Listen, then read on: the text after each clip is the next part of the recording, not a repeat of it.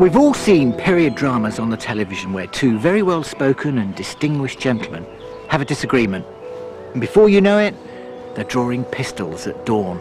It looks very dramatic in the movies, but did duels really happen like that? Let's find out. Dueling with flintlock pistols was at its height between 1780 and 1820. And for centuries, swords and lances were used to settle disputes, but pistols soon became the weapon of choice because they gave both older and younger gentlemen a more equal chance of success. I've come to meet Jeff Walker, who has one of the best collections of flintlock pistols in the country.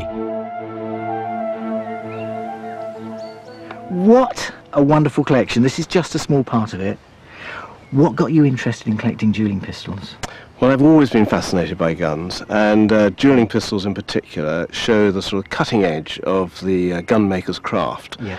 These are, you know, the work of gun makers at their zenith. Yes, and there's some famous names represented here. Are we looking at English guns in particular? These are all English guns. I only collect English guns. Because they're the best? They are the best. Okay. Certainly, by the time the dueling pistol was in this sort of form, English makers were the best in the world. Would they have always been made in pairs as well, or? Nearly all pistols were made in pairs, Right. because you've only got a single shot, they're muzzle loading. Of course. And so 2 shots are better than 1.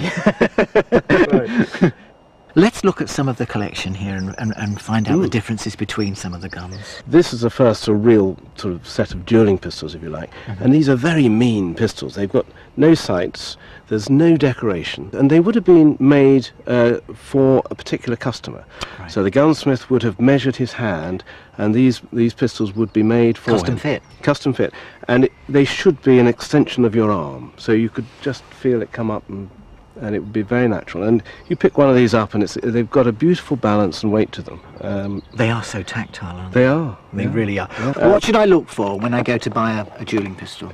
Look for the name of the maker. Right, a good English You maker. cannot get better than that name there. Manton. There were 2 Manton brothers, John and Joseph, a debate about who was the better. Okay. I prefer John, but a lot of people prefer Joseph. At least they didn't settle it in a duel. They didn't. That's right. No, they were amongst the I mean, best. there's lots of honour at stake back then, wasn't there? Yes, there was. And they vied with each other. There was no real advertisements in the papers about guns. They needed to have a good reputation.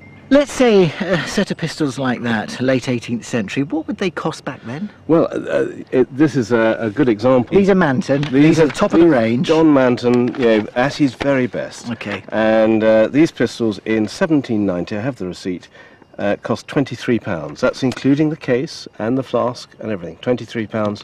That's an awful lot of money. A lot of money in 1790. I mean, really entry level for a sort of a half-decent cased pair of dueling pistols. Could you get a pair for, let's say, £6,000 to £7,000? Yes, certainly. That's about where you'd start. That's entry level. That's entry level. But if you want the top names and the top quality, you've got to go a bit further than that. Yeah. So, I mean, anything from sort of £5,000 up to £100,000 for something very rare and very special. Duels were fought over everything and anything, from revenge for a violent crime to defending a lady's honour. And in the 18th century it was the honour that was more valuable than life itself. The motivation was not to kill the other person, but to gain satisfaction by proving you were willing to risk your life. Talk me through what happens, because obviously in the movies and the period dramas we see 2 gentlemen back to back taking paces away from each other, maybe 20 yards or so. It's by arrangement between the parties. And minimum distance was 10 paces. And now those would be 30-inch paces, so we're talking about 8.5 yards would be a minimum distance. That's quite close. Very close. I mean, you make a nasty mess of somebody at 8.5 yards. You can't miss, can Not you? really, no. But very often they were fought at quite close quarters. You know, 10, 12, 14 paces was quite common. So they pace out, they turn round, they take aim, and once they take aim, do they fire straight away? Not necessarily. Quite often they would have to decide who should fire first. I didn't know that. I thought it was the first person to get a sensible aim.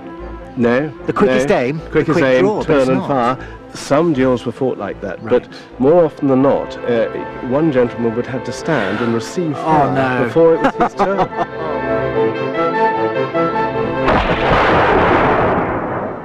Or it might have been done, they would have got ready and a handkerchief would have been dropped as a signal, and then they could fire at will.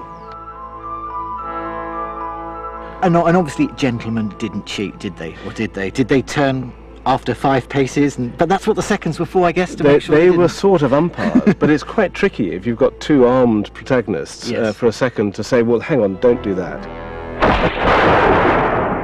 And there are instances of seconds having to fire a gun to prevent any skullduggery. But generally they were fought with the utmost bravery, chivalry, and as gentlemen should.